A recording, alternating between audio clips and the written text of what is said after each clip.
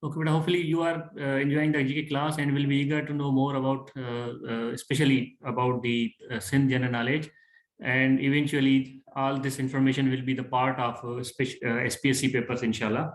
Let's have some quick revision, which will enable me to know your level of interest and obviously the level of commitment, because I want to know the level of basics you have, so that I can prepare future lectures on the basis of that information. First of all, let me share a screen.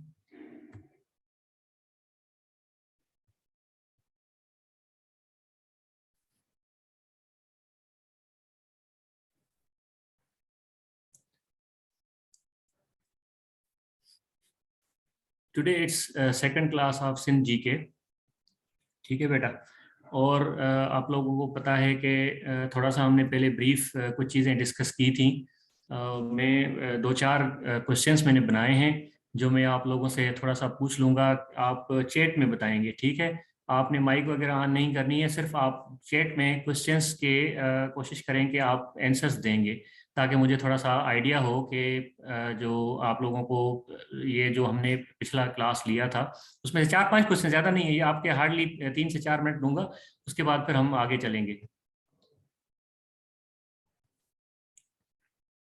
ठीक है बेटा, तो quick revision के लिए सबसे पहला question मेरा है, व्हेन ब्रिटिशर्स कैप्चर्ड सिंध। उस दिन हमने सिंध की हिस्ट्री के बारे में पढ़ा था, तो आप थोड़ा सा काइंडली चैट में जवाब दें, मुझे थोड़ा आइडिया हो कि ब्रिटिशर्स ने सिंध पे कब्जा कब किया था।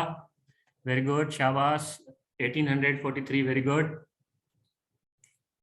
ठीक है बेटा, ओके ओके हो गया, ओके हो गया, थैंक यू वेरी मच, जबरदस्त जबरदस्त, सबका आंसर करेक्ट है। ठीक है, correct answer 1843, this is for those who could not answer. ठीक है, उसके बाद फिर हम अगले क्वेश्चन पे मूव करते हैं। Which ruler built Kot Diji fort. ठीक है, इसका बेटा मुझे आंसर कर दें कि कोट डीजी का जो किला था वो किसने बनाया था, क्या नाम था उन रूलर का। कोट डीजी का दूसरा नाम अहमदाबाद। ठीक है, ये खैरपुर के करीब किला है। शाबाश बॉस जुल्करनैन, आपने सही जवाब दिया है। मीर सोहराब खान टालपुर, जबरदस्त। ओके बेटा, ठीक है, जबरदस्त, जिनके मैं नाम नहीं ले पा रहा हूँ लेकिन स्क्रीन पे आ रहे हैं, मैं देख रहा हूँ कि आप लोगों का आंसर करेक्ट है। Let's move to another question. ठीक है, तो ये करेक्ट आंसर भी आपके सामने मैंने लिख दिया है आपकी रिवीजन के लिए। काऊ जो दड़ो। ठीक है, लास्ट टाइम हमने हिस्ट्री भी पढ़ी थी, रूलर्स का भी पढ़ा था, थोड़ा सा ये फोर्ट्स भी पढ़े थे, कोर्ट भी पढ़े थे, तो ये दड़ो या माउंट्स वगैरह भी पढ़े थे, तो ये बताएं मुझे शाबाश के काऊ जो दड़ो is located in which part. Mirpur Khas, ठीक है, हिना खान, अदनान परवेज, वेरी गुड, आपका करेक्ट आंसर। साइका हसनैन मुजम्मिल, शाबाश। राव राजपूत, जबरदस्त। ठीक है बेटा, आपका response thank you very much, और आपका इंटरेस्ट लेवल भी जो है ना वो बड़ा मैटर करता है हमारे लिए। ठीक है बेटा, तो इसका करेक्ट आंसर मीरपुर खास। Last question, Mohenjodaro lies on which bank of the river Indus. ठीक है, काइंडली इसका आंसर कर दें कि रिवर बैंक, इंडस रिवर के कौन से बैंक पे। वेस्टर्न साइड तो है ही है, लेकिन राइट और लेफ्ट ये बताना है आप लोगों ने। ठीक है, तो राइट, शाबाश, जबरदस्त। ठीक है, बेहतरीन रेस्पॉन्स है, very good. I am happy कि एटलीस्ट आप लोग जो है तैयारी कर रहे हैं, आपका इंटरेस्ट लेवल और आपका जो कमिटमेंट लेवल है वो माशाल्लाह बेहतरीन है। चलें, हम आज का जो क्लास है, अभी हम ये मोहनजोदड़ो पे थोड़ा सा जिक्र आया है, तो उसके लिए थोड़ा सा ब्रीफ इंफॉर्मेशन जो लास्ट क्लास में होनी थी वो रह गई थी, वो थोड़ा सा मैं आपके साथ शेयर कर देता हूँ। मोहनजोदड़ो बेसिकली डिस्कवर हुआ था 1920 में। It was discovered in 1920। ठीक है, किसने डिस्कवर किया था, ये बड़ा इंपॉर्टेंट है बेटा, आप थोड़ा सा ये कुछ समझने की कोशिश कीजिएगा कि जब ये सवाल आता है और उस सवाल में ऑप्शन आपके पास आर.डी. बनर्जी हो, केन डिक्सिट हो और सर जॉन मार्शल हो, तो फिर आप फौरन से जो है कोशिश करते हैं कि आप सीधा सीधा जाके जॉन मार्शल पे टिक कर दें, तो ये करेक्ट आंसर नहीं है डिस्कवरी का, कि मोहनजोदड़ो जो है उसके बारे में किसने। ठीक है बेटा, ताल का डोकरी, ओके सही हो गया। ये डिस्कवर किसने किया था, मतलब किसने हमें बताया था कि ये चीज मौजूद है, एक आर्कियोलॉजिकल साइट मौजूद है, तो वो आर.डी. बनर्जी थे। ठीक है, आर.डी. से मतलब क्या है, रखल दास। ठीक है, रखल दास बनर्जी, ये आर्कियोलॉजिस्ट थे इंडियन, जो अपना जैसे पाकिस्तान में जियोलॉजिकल सर्वे ऑफ पाकिस्तान बनी हुई है ना, जिनका काम है सर्वे करते हैं पूरे मुल्क में, फिर ऑयल और नेचुरल गैस के रिजर्व्स या फिर आर्कियोलॉजिकल साइट्स जो जो भी होती हैं अर्थ से रिलेटेड, उनमें ये तहकीक करते हैं। उसके बाद फिर वहां से जो भी मिनरल्स या कोई ऐसी स्पेसिफिक चीज निकल आती है तो फिर वो उस पर साइंटिफिक लोगों को इनवाइट किया जाता है और फिर उसकी बाकायदा से एक्सकेवेशन होती है और उसकी फिर वो उसको महफूज भी बना लेते हैं। ठीक है, तो Rakhaldas Banerjee was the first person who discovered Mohenjodaro, जिसने हमें बताया था कि ये एक आर्कियोलॉजिकल साइट है जो लाड़काना के करीब डोकरी तहसील में लोकेटेड है।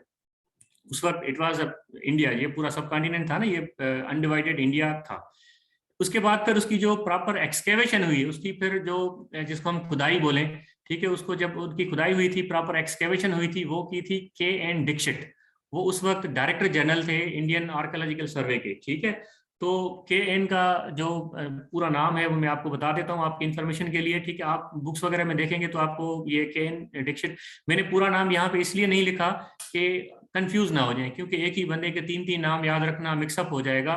ठीक है, R.D. बनर्जी वो रखें, फिर उसके बाद आप ये K.N. डिक्सिट और जॉन मार्शल, तो ये मिक्सअप हो जाए, इस वजह से फिर आप ये बनर्जी, डिक्सिट और मार्शल ये याद रख लें तभी इनफ है। लेकिन आपको मैं आपकी इंफॉर्मेशन के लिए आपको बता देता हूँ। ठीक है, तो ये काशीनाथ नारायण डिक्सिट थे। K से काशीनाथ, N से नारायण डिक्सिट, ये पूरा नाम इनका। ये 1924 से 1925 में इस बीच में इन्होंने जो इसकी एक्सकेवेशन की थी, खुदाई की थी। उसके बाद उसकी जो लार्ज स्केल एक्सकेवेशन थी वो जॉन मार्शल ने आके की थी 1925 और 1926 में। तो आजकल जो मोहनजोदड़ो में जितनी चीजें, जैसे स्टेचू ऑफ डांसिंग गर्ल है, ठीक है, स्तूपा, ये सारी चीजें, तो ये जॉन मार्शल के दौर में हुई थी। इस वजह से उनको ज्यादा नाम माना जाता है, और उनकी जो गाड़ी है वो भी वहां पे मौजूद है। जो लोग गए हुए तो उन्होंने देखी होगी।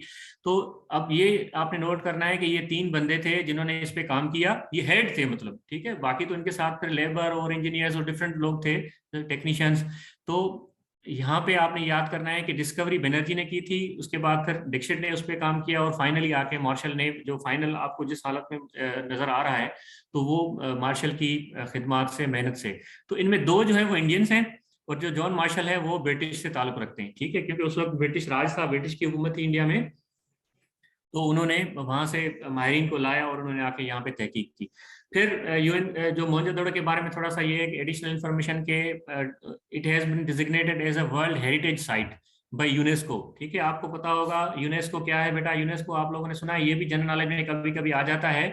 ठीक है, United Nations Educational Scientific and Cultural Organization, UNESCO short form है।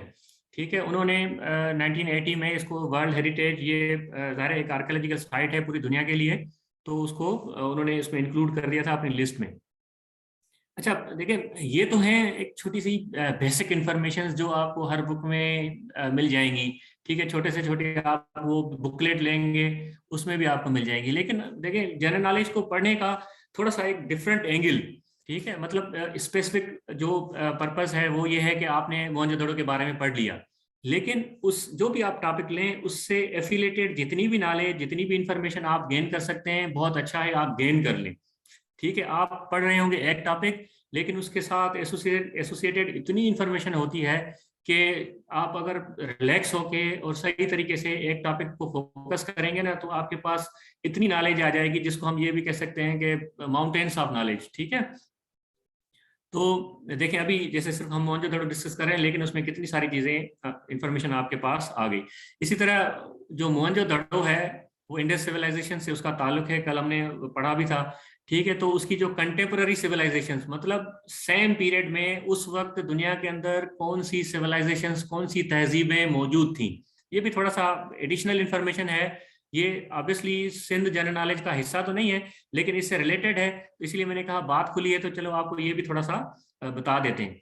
ठीक है, उस वक्त जो आसपास दुनिया में दूसरी सिविलाइजेशन, तहजीबें मौजूद थी, वो एंशिएंट इजिप्ट, ठीक है, ये एंशिएंट अफ्रीका का जो पीरियड है, जो लोकेशन है इसकी, लोकेशन एंशिएंट अफ्रीका, उसकी लोकेशन वहां पे ये एंशिएंट जो मिस्र की तहजीब है, सिंध अगर उसको हम उर्दू में कहें तो ये, और इसकी लोकेशन अफ्रीका में है, लेकिन mostly around the river Nile. ठीक है, आपने नील दरिया का इंग्लिश में नाइल पढ़ेंगे, उर्दू में आप बेशक उसको नील पढ़ लें सिंधी में। ठीक है, रिवर नाइल के आसपास जो जितने ममालिक से गुजरती है, तो वहां पे जितना भी एरिया बनता है वो पुराना अफ्रीका कहलाया जाता है, और वहां पे मिस्र की तहजीब थी। ठीक है, इसी तरह फिर मेसोपोटामिया, ठीक है, ये तहजीब, ये इराक और कुवैत का जो आसपास वाला इलाका है, वहां पे कौन सी रिवर्स हैं? Tigris and Euphrates. ठीक है, ये नाम हो सकता है आप लोगों ने सुना हो। अगर इंग्लिश में आप लोगों ने नहीं सुना तो मैं आपको उर्दू में थोड़ा सा ब्रीफ आइडिया दे देता हूँ, पता चल जाएगा आपको। टिग्रिस बेसिकली कहते हैं दरियाए दजला को। ठीक है, आप लोगों ने जिसने भी इस्लामिक हिस्ट्री पढ़ी होगी, थोड़ा सा आइडिया होगा तो आप ये जानते होंगे। ठीक है, दरियाए दजला और यूफ्रेट दरियाए फरात। ठीक है, दरियाए फरात और दरियाए दजला के आसपास, मतलब ये इराक एंड कुवैत के दरमियान वाला जो पार्ट है, वहां पे मेसोपोटामिया की तहजीब थी। ठीक है, यूफ्रेट तुर्की से शुरू होता है लेकिन आखिरी आके इराक में एंड होता है। ठीक है, और पर्शियन गल्फ में जाके वो गिरता है। आप पर्शियन गल्फ को भी डिटेल में पढ़ना चाहें तो बेशक, it's up to you, geography है, हम कोशिश करेंगे उनमें जब ये चीजें ओशियंस वगैरह या सीज पढ़ेंगे तो उसमें डिस्कस करेंगे। ठीक है, इसी तरह ये पर्शियन गल्फ इसलिए इंपॉर्टेंट है, देखिए बात से बात, मैंने ये कहा ना कि बात से बात जब निकलती है तो इट्स गुड कि आपके पास उससे रिलेटेड जितनी भी इंफॉर्मेशन आप गेन कर लेंगे अच्छा होगा। इससे फायदा क्या होगा? इससे फायदा ये होगा कि you will not miss a single question. ठीक है, उससे रिलेटेड जितने भी सवाल आ जाएंगे वो आप फौरन फौरन से कर लेंगे। ठीक है, जैसे अभी टिग्रिस एंड यूफ्रेट का जिक्र हुआ तो ब्रीफली बता देता हूँ आपको कि ये कल्शन जो रिवर यूफ्रेट है वो आके गिरती है, एंड होती है, जैसे अरेबियन ओशन में रिवर इंडस जाके फॉल करती है एंड में ना, तो इसी तरह यूफ्रेट जो है वो पर्शियन गल्फ में करती है। और पर्शियन गल्फ क्यों इंपॉर्टेंट है? वो इसलिए इम्पॉर्टेंट है कि दुनिया का जितना भी ऑयल प्रोड्यूस होता है उसका 1/3 ऑयल प्रोडक्शन जो है इस पर्शियन में होता है, वहां पे पर्शियन गल्फ, जो पर्शियन गल्फ है उसमें। ठीक है, और वहां पे दुनिया के आधे से ज्यादा, दुनिया में जितना भी क्रूड ऑयल के रिजर्व्स हैं उसके तकरीबन आधे आधे से ज्यादा वो पर्शियन गल्फ में मौजूद हैं। इसी तरह वहां पे जो नेचुरल गैस है उसके भी इनफ रिसोर्सेज मौजूद हैं। ये आपने मिडिल ईस्टर्न कंट्रीज को ये लगता है, और वहां पे आप लोगों को ऑलरेडी पता है कि वो ऑयल और गैस और ये सारे नेचुरल रिसोर्सेज में कितना रिच हैं, और पूरी दुनिया वहां से जो है ऑयल जो है वो इंपोर्ट कर रही होती है। ठीक है, तो देखिए इंफॉर्मेशन हम पढ़ रहे हैं मोहनजोदड़ो, लेकिन उससे रिलेटेड जितनी भी है हम कोशिश करते हैं कि आपको ये सारी चीजें, क्योंकि बाज़ औक़ात इसका ये भी फायदा है कि बाज़ औक़ात ये हो कि हम स्पेशली तिग्रिस रिवर या यूफ्रेट या कुवैत या इराक के बारे में हो सकता है ना पढ़ें, क्योंकि बहुत ज्यादा सिलेबस होगा, कवर ना हो पाए, लेकिन इससे रिलेटेड जितनी चीजें होंगी मैं कोशिश करूंगा कि आपके साथ ये शेयर कर दी जाएंगी, आपको बता दिया जाएगा कि इसमें नहीं तो किसी दूसरे लेक्चर में, मतलब related information which is most important, which is most crucial, मैं कोशिश करूंगा कि आप तक पहुंचे। ठीक है, इस तरह फिर मिनोअन क्रिएट, ये एक ग्रीक सिविलाइजेशन है ब्रॉन्ज एज की। अब अगर आप डिटेल में जाना चाहें तो बेशक पढ़ सकते हैं इसको हम।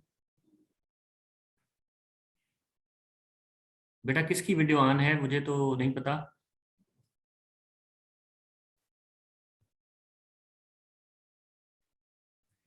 बेटा काइंडली आप अपना माइक और वीडियो ऑफ रखें, दूसरों को डिस्टरबेंस होती है। इस तरह फिर उनकी जो वॉइस में भी डिस्टॉर्शन हो जाती है, उनकी फिर जो कंसंट्रेशन है वो भी डिस्टर्ब होती है। ठीक है बेटा ओके, ठीक है। तो इस तरह फिर ये आप डिटेल पढ़ना चाहें देखें, जो एशिया से रिलेटेड था, और ये थोड़ा सा इस्लामिक हिस्ट्री में भी चीजें आ जाती हैं, इस वजह से मैंने इनको डिस्कस कर लिया। अब ये ग्रीक सिविलाइजेशन और ब्रॉन्ज एज को फिलहाल हम डिस्कस नहीं कर रहे। और इसी तरह फिर नॉर्थ को, ये साउथ अमेरिका के अंदर एक कंट्री है पेरू, जिसका कैपिटल है लीमा। ठीक है, वहां पे इसकी बेसिक लोकेशन है इस तहजीब की।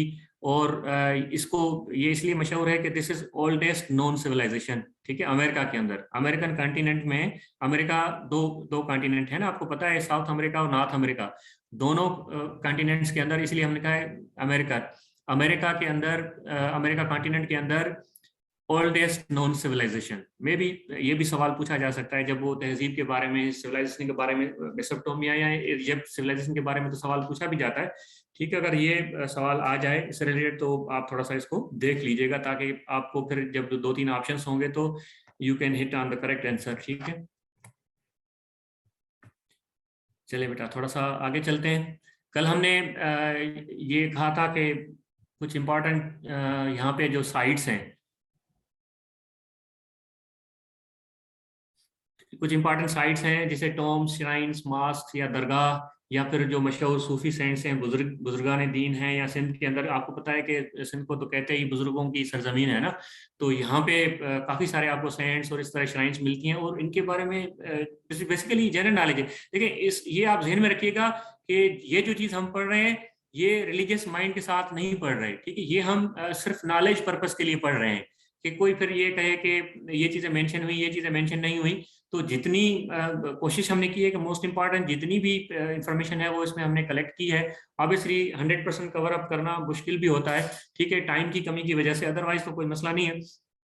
तो ये चीजें हम सिर्फ नॉलेज पर्पस के हिसाब से पढ़ रहे हैं, ठीक है, आपने उसको फिर उसी हद तक लेना है।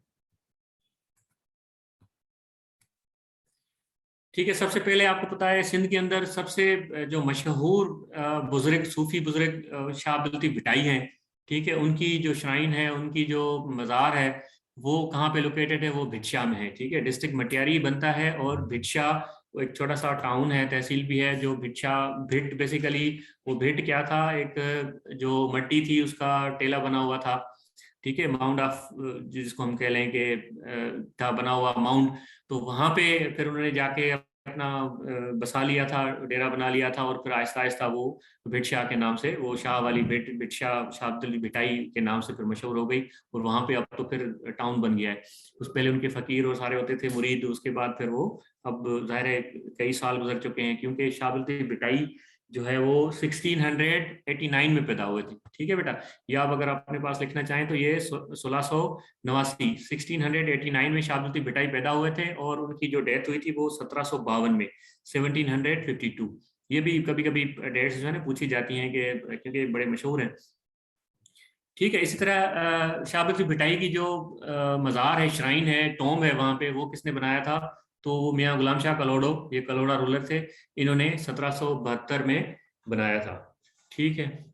उसके बाद शेख अयाज, शेख अयाज का जो famous, Shaikh Ayaz basically poet हैं, फेमस पोइट हैं, सिंध के इनकलाबी शायर हैं, और ये एजुकेशनिस्ट भी हैं, यूनिवर्सिटी के वाइस चांसलर भी रहे, इन्होंने बड़ी एजुकेशन के अंदर भी खिदमात दी हैं, ठीक है। अदब में भी जब आप पढ़ेंगे तो इनकी लिटरेचर बहुत सारा अवेलेबल है, तो उनकी भी मज़ार भिटशा में है। तो अब जब आप भिटशा पढ़ भी रहे हैं तो साथ में ये भी आपने याद कर लेना है कि उनकी मज़ार भी वहां पे कराड़, ये इंग्लिश में तो करार लिखा जाएगा, लेकिन उर्दू में, सिंधी में इसको कराड़ आखिर में रे है, ठीक है, कराड़ लेक है वहां पे, उसके करीब में है, वहां पे साथ ही भिटशा के अंदर जो शेख अयाज है उसकी मज़ार, ठीक है। इस तरफ फिर जो बतायो फ़कीर, ये भी बड़े सिंध के मशहूर सूफी बुजुर्ग हैं, इनकी हिकायात आपने सुनी होंगी कहीं कहीं पे, किसी मजाक मस्ती वाली बात पे, या फिर कोई हिकमत वाली बातें जो हैं इनकी बड़ी मशहूर हैं, किताबें भी, छोटी छोटी बुकलेट्स भी आती हैं, ठीक है। तो बतायो फ़कीर की जो टॉम है वो टंडोलयार शहर के बिल्कुल करीब ही है, टंडोलयार शहर में है।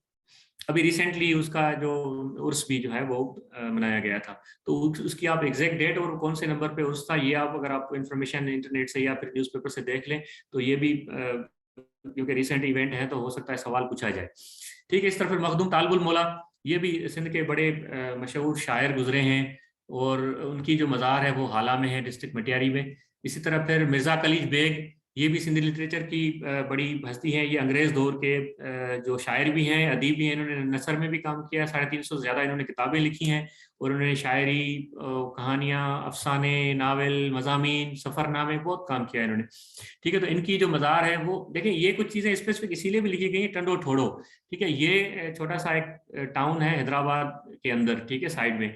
तो टंडो ठोड़ो, जैसे टंडो यूसुफ है, टंडो मोहम्मद खान है, इसी तरह टंडो ठोड़ो एक छोटा सा इलाका है, ये मिर्जा खलीद बेग की मज़ार वहां पे है। ये इस वजह से भी सवाल पूछा जाता है क्योंकि इसका जो नाम है वो थोड़ा सा टिपिकल है लोकेशन का, टंडो ठोड़ो, ठीक है। हजरत अब्दुल्ला शाह गाजी की मज़ार, ये आपको पता है, आप लोगों ने देखी भी होगी, न्यूज़ में पता चलता है, ये क्योंकि बड़े शहरों में जो चीज़ें हैं वो तो इवेंचुअली बहुत ज़्यादा लोगों तक उनकी रसाई होती है, लोगों को पता चलता है, ठीक है। तो ये कराची में है। उसके बाद मूमल जी माड़ी, ये मीरपुर माथेलो डिस्ट्रिक्ट घोटकी में है, ठीक है, ये मूमल के नाम से एक मंसूब है। आदम शाह कलोड़ो टॉम्ब, ठीक है, आदम शाह कलोड़ो की मज़ार, या जिसको शाह जी टकरी भी बोलते हैं, वो कहाँ पे है, वो सखर में है, ठीक है। इट वाज बिल्ड बाय मियाँ गुलाम शाह कलोड़ो, ये किसने बनाया था, ये भी मियाँ गुलाम शाह कलोड़ो ने बनाया था। और जो मियाँ गुलाम शाह कलोड़ो है खुद, उनकी मज़ार हैदराबाद में है, ठीक है। आपको पता है कि जो कलोड़ा रूलर्स थे, उन्होंने सिंध का कैपिटल हैदराबाद में शिफ्ट कर दिया था। We discuss this in yesterday, ठीक है।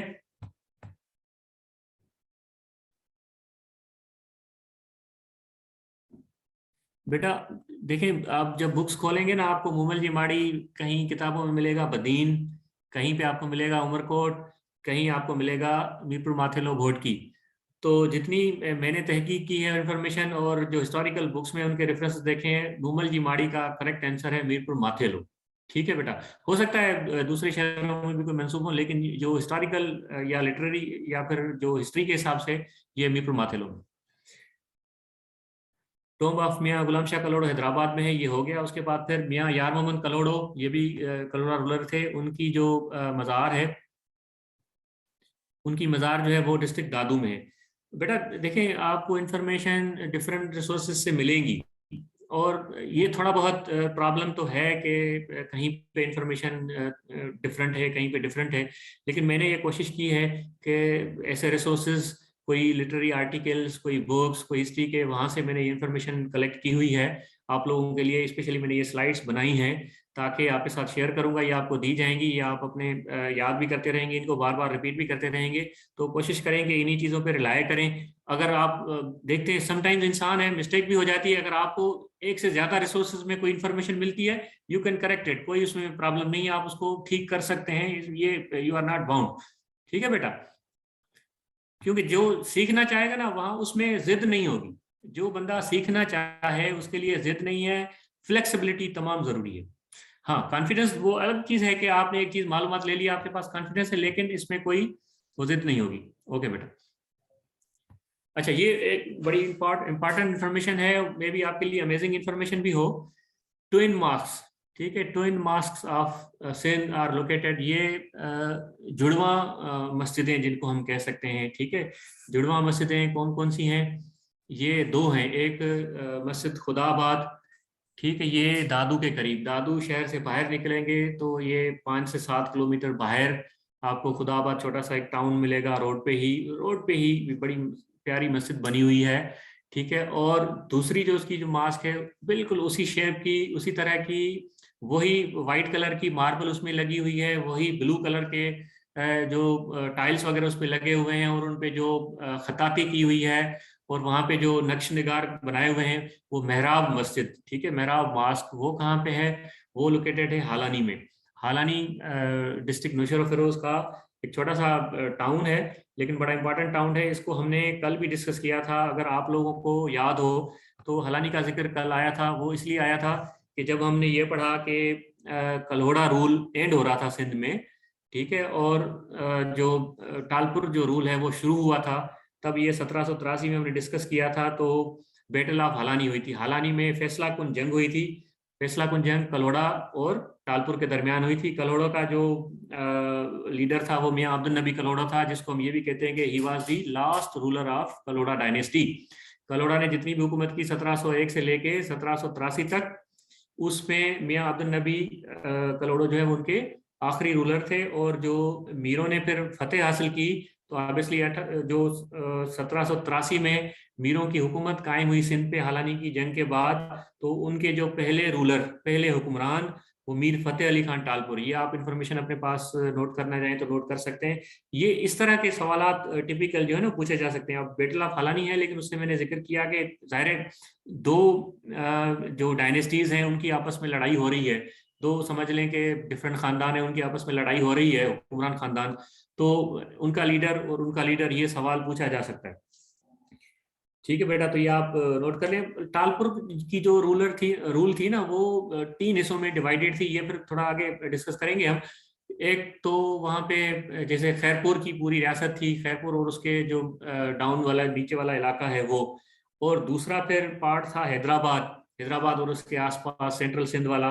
और जो तीसरा था वो मीरपुर खास और उससे लोअर वाला पार्ट जो है। जी बेटा, मैं रिपीट कर देता हूँ कि बैटल ऑफ हालानी में जो मीरों की तरफ से लीडर थे, वो मीर फतेह अली खान टालपुर थे, मीर फतेह अली खान टालपुर। और जो कलोड़ा रूल, कलोड़ा डायनेस्टी की तरफ से हुक्मरान थे जिन्होंने इसको बैटल को लीड किया, वो मियाँ अब्दुल नबी कलोड़ो थे, और उनको शिकस्त हुई। ये भी पूछा जा सकता है कि ये हालानी, बैटल ऑफ हालानी में किसको फतेह हुई, किसको शिकस्त हुई, तो ये भी आपके लिए क्लियर हो गया। ऑब्वियसली जब उनकी हुकूमत खत्म हो गई तो उनको शिकस्त ही हुई। ठीक है, तो मैं बता रहा था कि टालपुर रूल जो है वो सिंध में 3 हिस्सों में बटा हुआ था। एक खैरपुर वाला पार्ट था, दूसरा हैदराबाद वाला पार्ट था, और तीसरा फिर मीरपुर खास और उससे जो लोअर वाला पार्ट था ये। चले बेटा आगे चलते हैं। तो ये दो मास्क जो है वो एक दूसरे से बिल्कुल दिखने में, मैंने दोनों मास्क देखी भी हुई हैं और हिस्ट्री में भी इनकी चीजें मिलती हैं, क्योंकि इनको जो मैसन राजा जो था बनाने वाला जो है ना वो एक ही है।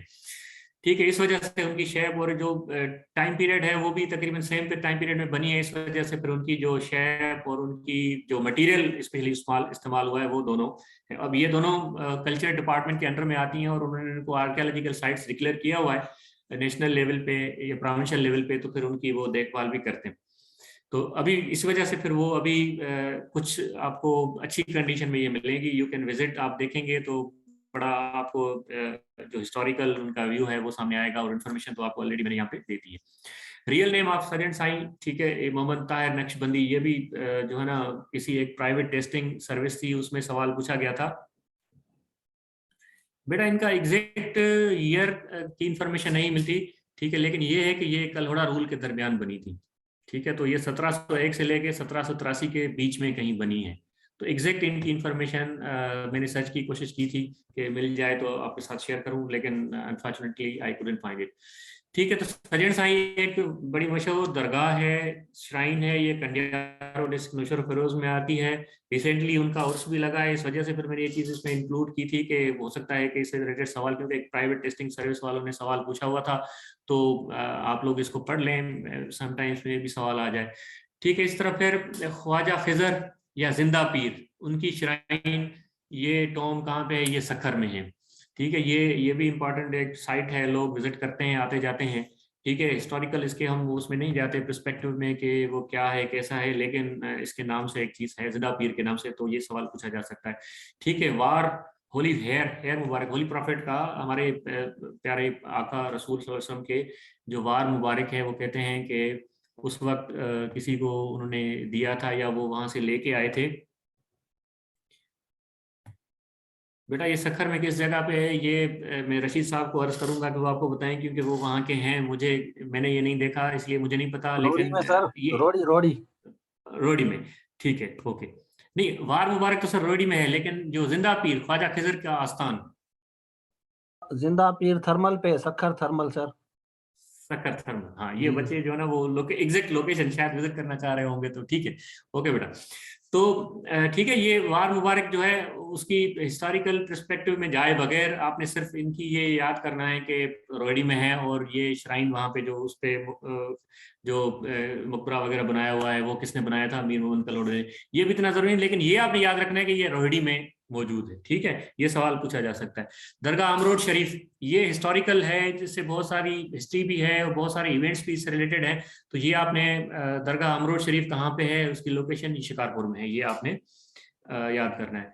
रोहिणी सिटी किसने बुनियाद डाली थी, सैयद रुकनुद्दीन ने। ठीक है, कब, ये 1928 नहीं है, ये 928 है, इसको आप बेटा करेक्ट कर लें, दिस इज 928।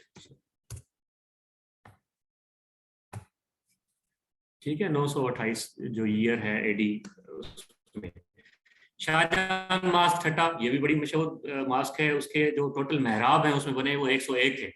ठीक है, और ये किसके दरमियान, किसके दौर में बनी थी, औरंगजेब। औरंगजेब कौन था, ये मुगल हुक्मरान था जिसने पूरी इंडिया पे, सब कॉन्टिनेंट में हुकूमत की। आपको पता होगा कि मुगलों ने जो हिंदुस्तान पे हुकूमत की है, ये 1526 से लेके और 1857 तक, जब आके ब्रिटिश ने कब्जा किया, तब तक हिंदुस्तान पे मुगल हुक्मरान रहे हैं। बाबर ने फतेह किया था हिंदुस्तान, उसके बाद फिर उसका बेटा हुमायूं, उसके बाद फिर उनका बेटा अकबर, फिर इस तरह आपके पास शाहजहां, जहांगीर, औरंगजेब, आलमगीर, ये 6-7 बड़े उनके हैं।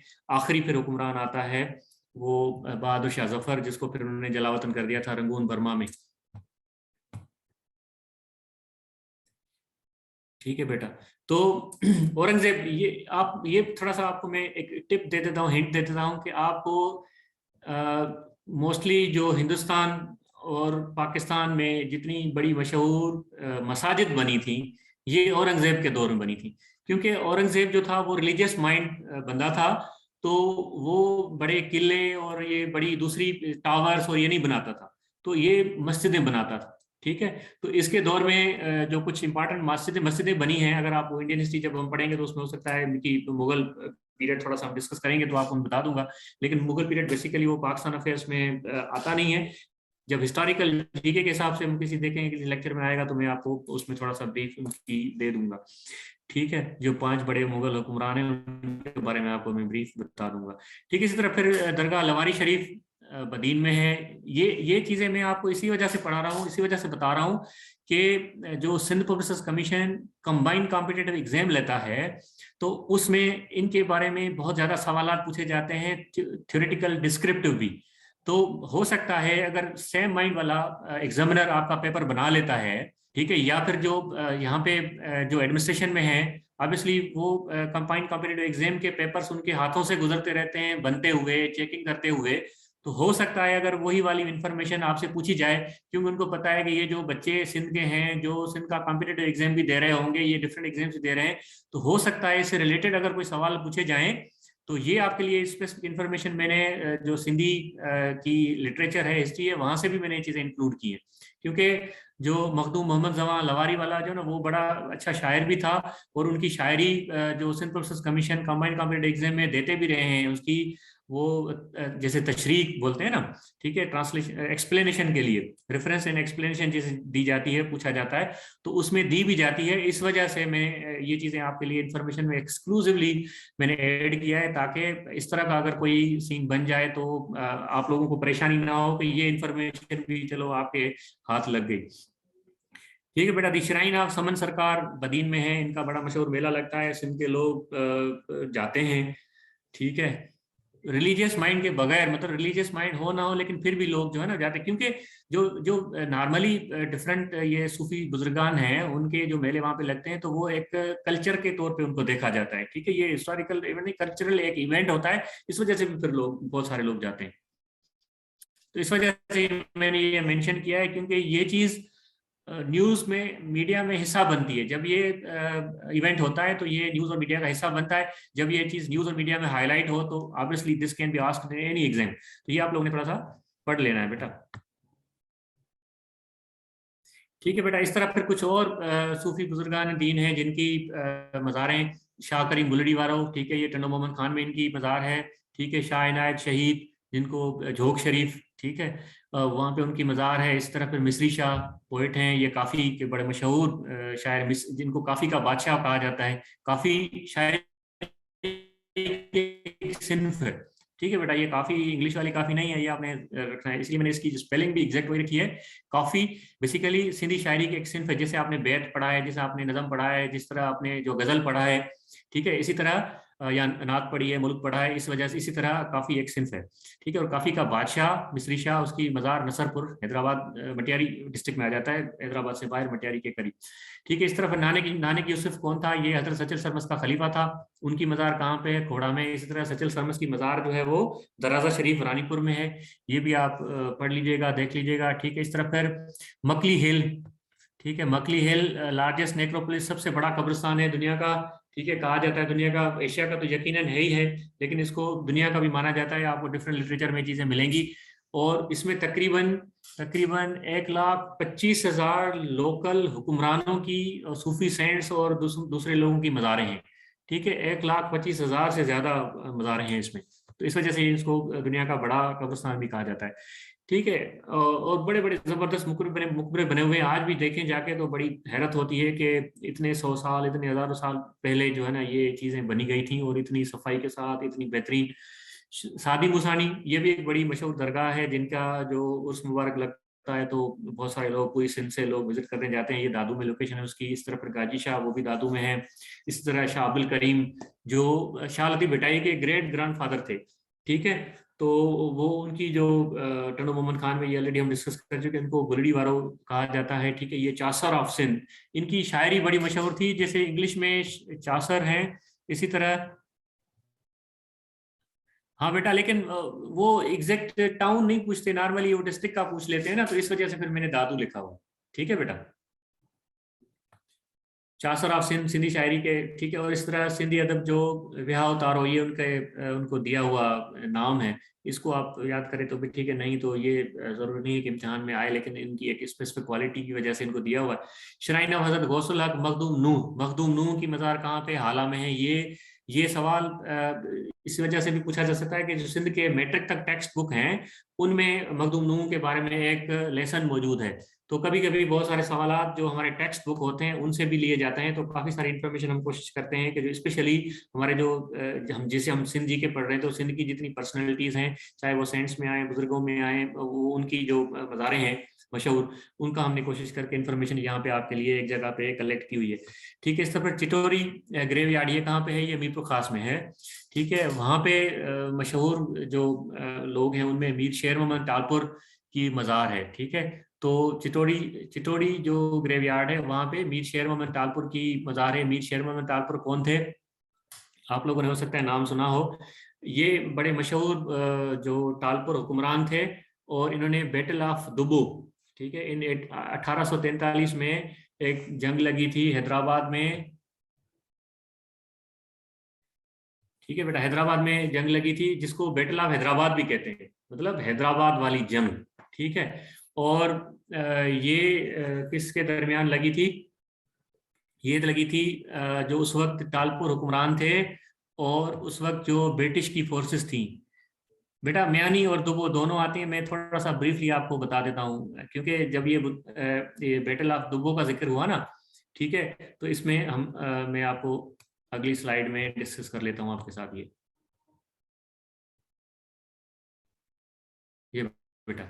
ठीक है। अब दो बैटल्स लगी हैं, दो जंगें हुई हैं अंग्रेजों के दरमियान। जो ईस्ट इंडिया कंपनी उस वक्त रूल कर रही थी, जो ब्रिटिशर्स रूल कर रहे थे, तो जैसे उन्होंने कब्जा शुरू किया था 1839 से। सबसे पहले उन्होंने पंजाब पे कब्जा किया था 1839 में। उसके बाद फिर ये फैलते गए पूरे सब कॉन्टिनेंट में, स्पेशली जो जो अभी अभी वाले पाकिस्तान के जो प्रोविंसेस हैं या लोकेशंस हैं या सिटीज हैं, ठीक है, वहाँ पे उस वक्त डिफरेंट रियासतें बनी हुई थी। जैसे खैरपुर अलग रियासत बना हुआ था, हैदराबाद वाला रूल अलग था, इस तरह फिर मीरपुर खास वाला पार्ट अलग था।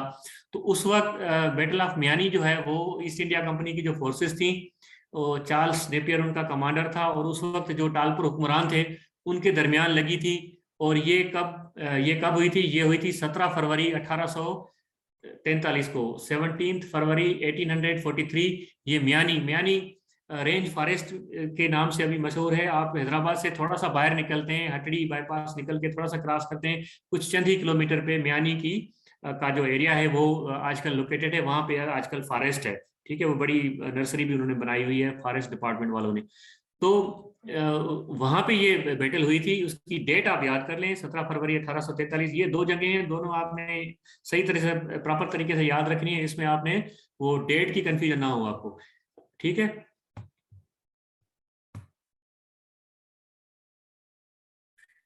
मीर नसीर खान टालपुर बेटा, लिखा हुआ है मीर नसीर खान टालपुर। इस तरह तो उनके साथ मीर करम अली खान टालपुर और उनके बच्चे और बहुत सारे लोग थे। ठीक है। लेकिन उनका जो मेन लीडर था वो मीर नसीर खान टालपुर था, जो उस वक्त हैदराबाद का हुक्मरान था। ठीक है। तो ये 17 फरवरी 1843 को हुई म्यानी में, और ये चार्ल्स नेपियर जो है वो ब्रिटिश फोर्सेस का जो कमांडर था, उसने, हाँ बेटा आते हैं उसमें। ठीक है। तो ये हुई, और उस वक्त जो हैदराबाद के जो अमीर थे उनको शिकस्त दे दी इन्होंने।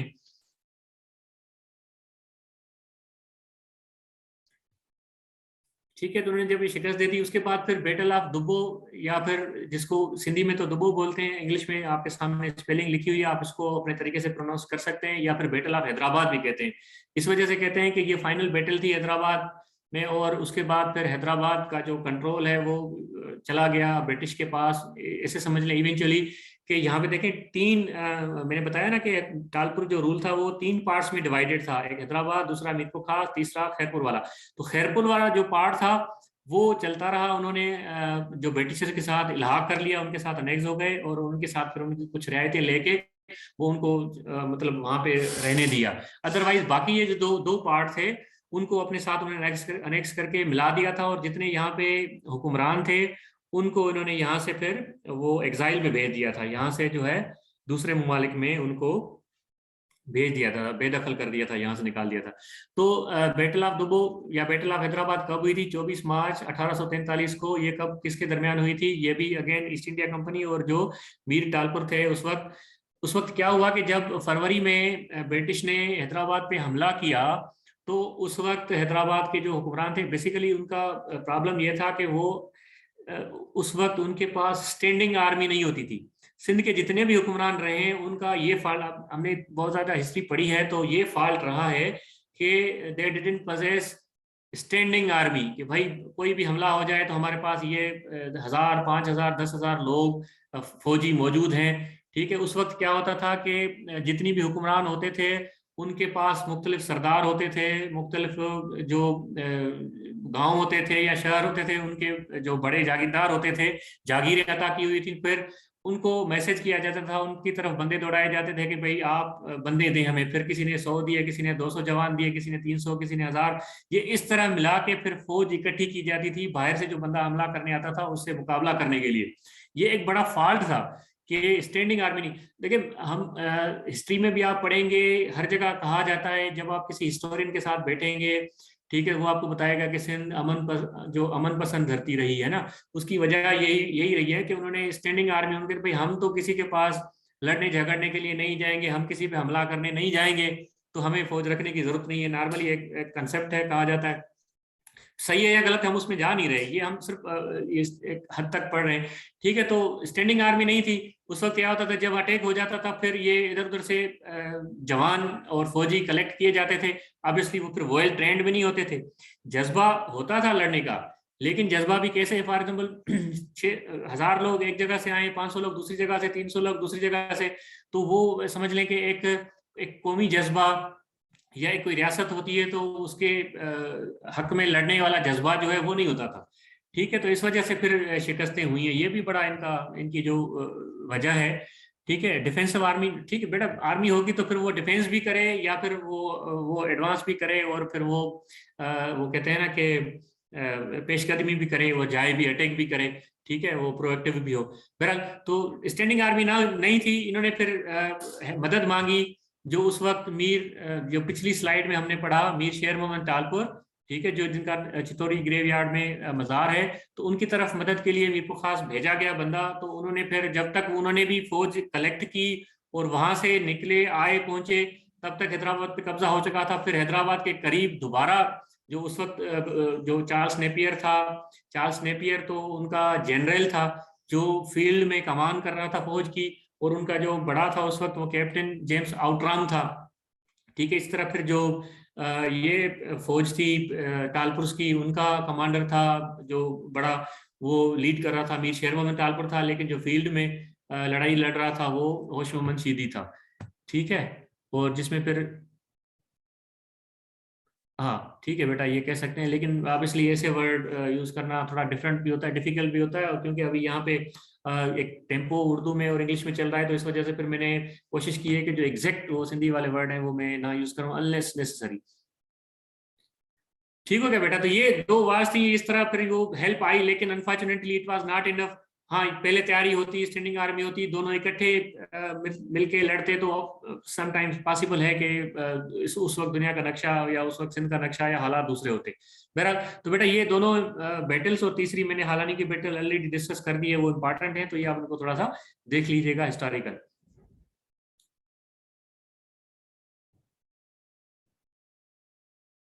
ये हम ऑलरेडी पढ़ चुके हैं। ठीक है, उसके बाद बेटा new and old names of some cities. ठीक है, ये भी एक इम्पॉर्टेंट एस्पेक्ट है। ठीक है, और ये भी सवाल पूछे जाते हैं कि कुछ सिंध के जो मशहूर शहर हैं उनके नए और पुराने नाम। ठीक है, पहले जो लिखा हुआ है ये नया नाम लिखा हुआ है। ठीक है, और जो दूसरी साइड पे नाम लिखे हुए हैं वो उनके पुराने नाम हैं, जैसे न्यू एंड ओल्ड वहां से भी जाहिर है। तो जैकबाबाद न्यू नाम है, उसका पुराना नाम था खानगढ़। ठीक है, इस तरह कोट डीजी, उसका जो पुराना नाम था किला अहमदाबाद। लाड़काना, उसका पुराना नाम था चांडका। इस तरह शहीद बेनजीराबाद SBA आजकल जो नाम रखा हुआ है आफ्टर द डेथ ऑफ मोहतरमा Benazir Bhutto, ex prime minister of Pakistan, तो नवाब शाह था पहले उनका नाम। इसी तरह नौशर फेरोज को पहले जो सायती परगनों कहा जाता था। ये नौशेरो फिरोज पूरा खैरपुर के काफी हिस्से तक ये फैला हुआ होता था, ठीक है, मोरो से लेके आगे, बल्कि दौलतपुर से लेके खैरपुर शहर, उससे बाहर एक छोटा सा टाउन होता है गहलपुर, ठीक है, वहां तक एग्जैक्ट मैं आपको ये बताऊं, क्योंकि ये सायती परगणों पे मैंने ऑलरेडी लिटरेचर काफी सारा पढ़ा हुआ है। तो सायती परगणों स्पेशल एक नाम था, जो ज्यादातर हिस्सा नौशेरो फिरोज वाला पूरा खैरपुर का कुछ हिस्सा और नवाबशाह से कुछ हिस्सा वो आ जाता था इसमें। इस तरह फिर शिकारपुर वाला जो इलाका था उसको जतोई परगणों कहते थे, वहां पे भी काफी सारी लोकेशंस उसमें आ जाती थी। इस तरह सेवन सेवन का पुराना नाम जो है सेविस्तान, ठीक है। और इस तरह कराची, कराची का पुराना नाम कलाची। बिन कासिम जो पोर्ट भी हमने पढ़ा था, उसका जो पुराना नाम है। परगणों मीन्स बेटा एरिया, कोई भी इलाका, ठीक है। सिंधी में एक परगणों वर्ड है जिसका मतलब है कोई इलाका, मखसूस कोई इलाका, एरिया। बिन कासिम पिपरी उनका नया नाम है। हैदराबाद, हैदराबाद का नया नाम जो है, हैदराबाद जो नया नाम है उसका पुराना नाम है नीरोन कोट, ठीक है। नीरोन, कुछ लोग कहते हैं कि पुराने दौर का हुक्मरान था नीरोन, उसके नाम पे था। बाद में फिर हजरत अली के नाम पे, हैदर के नाम पे हैदराबाद रखा गया, ठीक है। इसी तरह शहदादपुर, शहदादपुर नया नाम है, पुराना नाम उसका लोहानो परगनों, क्योंकि वहां पे हिंदू कम्युनिटी बहुत ज्यादा आबाद थी और नीचे वाले एरिया तक, इस वजह से फिर वो उसका नाम उस कम्युनिटी के हिसाब से ये रखा हुआ था, जैसे जतोई परगणों शिकारपुर वाले हिसाब से नाम रखा हुआ था, ठीक है बेटा। तो ये काफी सारी इंफॉर्मेशन थी सिंध के हवाले से, मैंने सोचा आपको शेयर कर दूं। इसके अलावा भी कुछ चीजें अगर आप पढ़ना चाहें तो मैं 2-4 मिनट और थोड़ा सा आपको आइडिया दे देता हूं। ये मोस्ट इंपॉर्टेंट इंफॉर्मेशन जो मेरे हिसाब से लगी मैंने आपको शेयर की। जैसे फॉर एग्जाम्पल हिस्ट्री हमने पढ़ी थी, हिस्ट्री में डिस्कस किया था। तो हिस्ट्री में अगर आप ज्यादा डिटेल में जाना चाहें तो आप बिल्कुल पढ़ सकते हैं, ठीक है। जैसे मैंने कल फॉर एग्जाम्पल आपको ब्रीफली बताया था कि 1523 से लेके 1591 या 1593 तक जो पीरियड है वो उसमें आ जाता है। अरगोन भी आ जाते हैं उसमें, फिर जो तरखान भी आ जाते हैं और फिर मुगल भी आ जाते हैं। जी जी मैं बेटा दे रहा हूँ, ठीक है। तो आप अगर अरगोन जो हिस्ट्री है पूरी उनकी, शाह बेग अरगोन ने किस तरह कब्जा किया, उन्होंने जो समा डायनेस्टी के आखिरी रूलर थे जाम फेरोजुद्दीन, ठीक है, उनको शिकस्त दी और फिर उन्होंने जो है वो हुकूमत कायम की। ये आखिरी बैटल ठट्टा में उनका कैपिटल था समा वालों का, ये हमने कल पढ़ा था। फिर उन्होंने नसरपुर में भी शिफ्ट किया था, ठट्टा में उनको शिकस्त दी। आखिरी उनका हुक्मरान कौन था? जाम फेरोजुद्दीन, ठीक है। उसको फिर हुक्म किसने शिकस्त दी? शाह बेग अरगोन, जो अरगोन हुक्मरान था, वो फर्स्ट रूलर था, ठीक है। फिर उसने जो है वो हुकूमत कायम की और फिर वो उसके भाई शाह हुसैन और ये डिफरेंट लोग चलते रहे। आखिरी हुक्मरान उनका अरगोन शाह हुसैन था, जिसने 1554 में वो एंड हुई उसकी।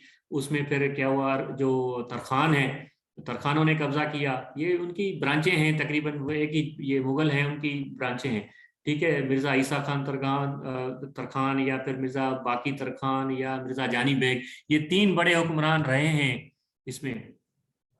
जी बेटा मैं ये स्लाइड्स आपको जो है ना ये शेयर कर दूंगा। और ये तो अभी आज मैं शेयर कर देता हूँ। आपके पास जो इन्फॉर्मेशन है वो थोड़ी सी मैं कंपाइल कर रहा हूँ, वो 2-4 दिन में इंशाल्लाह ताला आई विल शेयर, मैं सर को शेयर कर दूंगा, वो आपको भेज देंगे। तो ये तो मैं आज ही जैसे ही लेक्चर एंड होता है तो ये स्लाइड्स में आपको हैंड ओवर कर देता हूँ, ताकि आप इनसे पढ़ते रहें, रिपीट करते रहें, ठीक है बेटा। तो आप डिटेल में पढ़ना चाहें तो तरखान, फिर उसके बाद ये 1591 में जो अकबर था उसकी रूल थी इंडिया में, तो उन्होंने अपने गवर्नर भेजे थे। हाँ बेटा, फिर वो मुगल आए थे तो उन्होंने मुगलों ने फिर हुकूमत की है आके इधर। तो फिर मुगलों से, नहीं बेटा 1718 तक नहीं है, 1701 में तो फिर यहाँ पे कलोड़ा का रूल कायम हो गया ना, ठीक है। तो ये आप लोग थोड़ा सा, अगर मैं ये कहना चाह रहा हूँ कि आप ज्यादा डिटेल में पढ़ना चाहें तो ये पढ़ सकते हैं। फिर खाने खाना जो अकबर का बड़ा मशहूर जनरल था, उसने हमला किया था और तरखानों की हुकूमत खत्म की थी। तो आप डिटेल में पढ़ना चाहें तो ये सारी चीजें आप बिल्कुल पढ़ सकते हैं। उसके अलावा जैसे सिंध है, सिंध के बारे में आप बेसिक इन्फॉर्मेशन, मैंने बेसिक इन्फॉर्मेशन यहाँ पे जानबूझ के थोड़ी सी स्किप की है। उसकी वजह यह है कि ये आप हर जगह पे पढ़ सकते हैं, हर जगह आपको पता होगा। जैसे फॉर एग्जाम्पल सिंध की एरिया कितनी है, ठीक है, ये मैंने इसमें डिस्कस नहीं किया। सिंध की जो बेसिक ज्योग्राफी, जनरल ज्योग्राफी, मैंने डिस्कस नहीं किया। सिंध में डिस्ट्रिक्ट कितने हैं, सिंध में डिवीजन कितने, ये हर जगह पे आपको अवेलेबल है, मौजूद है। और मेरी उम्मीद ये है कि आपने माशाल्लाह ग्रेजुएशन किया हुआ है, आप एक कॉम्पिटेटिव एग्जाम में बैठने जा रहे हैं, तो ये बेसिक आपको पता होगा, ठीक है बेटा। 1,40,914 स्क्वायर किलोमीटर। ठीक है। उसके बाद फिर इसी तरह सिंध में अगर आप ज्यादा डिटेल पढ़ना चाहें तो सिंध में कितनी रिवर्स हैं वो आप देख लें। ठीक है। इसके बाद फिर आप सिंध पॉपुलेशन के हिसाब से, ये एरिया के हिसाब से अगर डिस्कस कर लें कि सिंध पाकिस्तान का कौन से नंबर पे बड़ा सूबा बनता है, पहला, दूसरा, तीसरा, ये आप देख सकते हैं। फिर पॉपुलेशन के हिसाब से आप देख लें तो पॉपुलेशन के हिसाब से सिंध दूसरा बड़ा सूबा है, और जो एरिया के हिसाब से तीसरा बड़ा है। तो या फिर सिंध मोस्ट अर्बनाइज्ड एरिया है, ठीक है, पाकिस्तान का, क्योंकि उसकी जो तकरीबन 52% पॉपुलेशन जो है वो अर्बन एरियाज में रहती है। और सिंध की पॉपुलेशन करंट कितनी है, सिंध के अंदर जो माउंटेन पीक्स हैं वो आप देख सकते हैं। तो ये आपके पास काफी सारी इंफॉर्मेशन बेटा अवेलेबल है, आप देख सकते हैं, पढ़ सकते हैं। ये जो सिंध की जीके है ना वो भी इतनी ज्यादा लिमिटेड नहीं है, बहुत ज्यादा है, लेकिन हमने कोशिश की है कि जो जो चीजें नॉर्मल बुक्स में अवेलेबल नहीं है, जो आपको इंटरनेट पे हो सकता है नाम लें, तो हमने वो कोशिश करके आपके लिए एक जगह पे कंपाइल की है। ये आपके साथ हम शेयर कर देते हैं, मैं आपको दे देता हूँ। ठीक है। उसके बाद करंट अफेयर्स का बेटा कोई स्पेसिफिक टाइम नहीं होता, लेकिन आप कोशिश करें कि इस साल के जितने भी इवेंट्स हैं ना, कोशिश करें, ये दिसंबर तो ऑलरेडी आ गया ना माशाल्लाह, तो ये आप कम से कम 6 महीने और ज़्यादा से ज़्यादा साल के जो मेजर इवेंट्स हैं, वो चाहे उसमें पैक्ट्स हैं, टीटीज ऑर्गेनाइजेशंस और विजिट्स हैं फॉरेन की, या फिर जो इलेक्शंस हो रहे हैं, हेड ऑफ स्टेट्स चेंज हो रहे हैं, या फिर डिफरेंट ऑर्गेनाइजेशंस हैं उनके कोई अगर कोई स्पेशल इवेंट्स हो रहे हैं या उनके हेड्स चेंज हो रहे हैं, कौन है क्या है, तो ये थोड़ा सा आप देख लीजिएगा। ठीक है बेटा, तो मैं यहाँ पे इसको एंड करता हूँ, और होपफुली कल जो है इंशाल्लाह ताला हम कोशिश करेंगे जनरल नॉलेज को आगे कंटिन्यू करें। बेटा जब ये देखें, केपी पंजाब और बलूचिस्तान की श्राइन्स या टॉम्स के हिसाब से वो जनरल आप पढ़ सकते हैं, लेकिन सिंध पब्लिक सर्विस कमीशन का एग्जाम है तो फोकस ज्यादा सिंध पे होगा, इस वजह से ये सिंध की हमने पढ़ी है, ये पढ़ी है और डिस्कस की है, क्योंकि हो सकता है कि ये मालूमात हर किसी को अवेलेबल ना हो। जिन लोगों ने बड़ी मेहनत से, बड़ी काविशों से, कमिटमेंट के साथ ये सेशन ज्वाइन किया था, तो this was only exclusive for that. ठीक है, उन बच्चों के लिए ये स्पेसिफिक चीजें थी। तो सर मेरी तरफ से अभी क्लास कंप्लीट है, यू कैन कंटिन्यू फर्दर। ठीक है sir, thank you so much sir, thank you so much. Welcome sir. Okay sir, Allah Hafiz.